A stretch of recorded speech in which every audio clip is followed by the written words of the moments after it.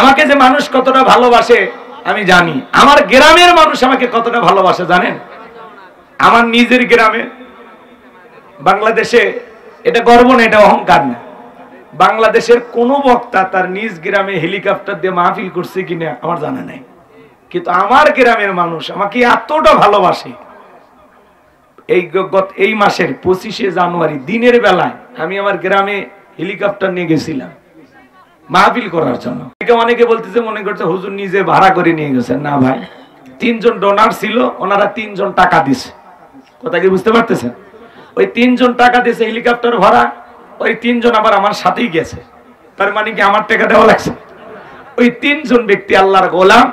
একজন বিশিষ্ট ব্যবসায়ী বগুড়া জাহিদুল ইসলাম জাহিদ ভাই, উনি টাকা দিয়েছেন।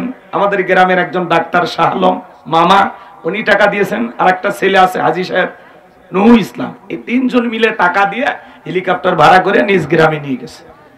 আমি 14 সালে আমার গ্রামে ওয়াজ করছি, 22 সালে ওয়াজ করছি, আবার এই 25শে জানুয়ারিতেও আমি দিনের বেলায় 2.5 ঘন্টার মতো কথা বলছি। এই যে গ্রামের মানুষের যে ভালোবাসা, এটা কোটি টাকা দিয়ে পাওয়া যাবে না।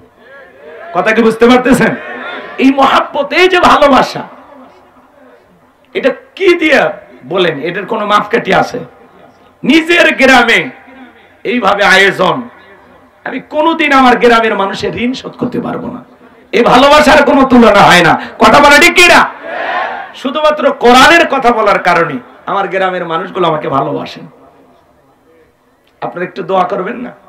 এই যে বাবাজি এক নজর দেখার জন্য হুজুর দেখা যাচ্ছে না, এই যে আবেগ, এই যে ভালোবাসা, বলেন এটা কি দুনিয়ায় কোনো দোকানে বিক্রি হয়? হ্যাঁ, এটা কি কোটি টাকা দিয়ে মাপা যাবে?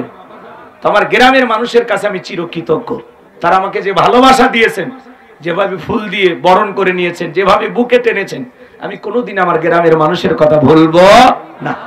আল্লাহর কাছে দোয়া করি, আল্লাহ পাক যেন আমার গ্রামের মানুষগুলোকে তার রহমতের চাদর দিয়ে আবৃত করে রাখেন। জল্লা বলেন আমিন। সমস্ত বালা মুসিবত থেকে আমার গ্রামের সমস্ত মানুষগুলোকে আল্লাহ যেন হেফাজত করেন। সিল্লা বলুন আমিন।